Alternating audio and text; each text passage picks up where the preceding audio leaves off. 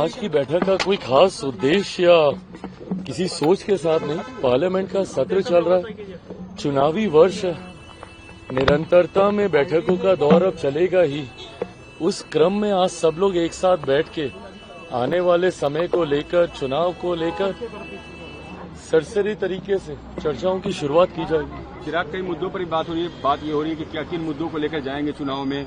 जिस तरीके से विपक्ष और तेजस्वी मुख्यमंत्री को लेकर हमलावर हैं, भी स्ट्रेटजी बनेगी। बिल्कुल तमाम रणनीतियां तय की जाएंगी और जैसे मैंने कहा कि अभी चुनाव आते आते तक बहुत से ऐसे विषय हैं जिस पे बैठ के चर्चाएं होंगी।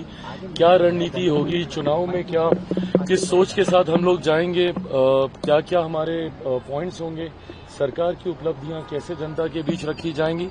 एंड देन डेफिनेटली जो आप सबके मन में सवाल चलते ही रहते हैं सीट शेयरिंग को लेकर कि किसके खाते में कितनी सीटें, इन तमाम विषयों को लेकर चर्चा होगी। बट आज कोई बहुत ज्यादा महत्वपूर्ण एजेंडा ओरिएंटेड चर्चा हम लोग करने जा रहे हैं। सत्र चल रहा है, तमाम सांसद एनडीए के बिहार से जो आने वाले हैं वो सब सत्र के लिए दिल्ली में ही मौजूद हैं, तो सब एकजुट होकर एक साथ तो अगर आप बोलें तो ये मैं दावे के साथ कह सकता हूं कि इस बार एक ऐतिहासिक जीत।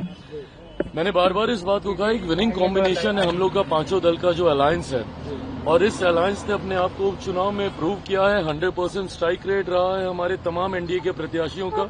जो 4 विधानसभा में उपचुनाव हुए थे वो कहीं न कहीं दर्शाता है इस बात को कि एक बड़ी जीत की ओर हम लोग अग्रसर हो रहे हैं। 225 से ज्यादा सीटें मैं मानता हूं। बिहार में घूम रहा हूं, अलग अलग जिलों में अलग अलग विधानसभाओं में कार्यक्रम हो रहा है। परसों गया में हम लोग की सभा थी, अगर उसकी तस्वीरें आप देखें, जो उत्साह है लोगों के बीच इस गठबंधन को लेकर, एनडीए को लेकर, मैं मानता हूं एक बड़ी जीत की ओर एनडीए अग्रसर हो रहा है।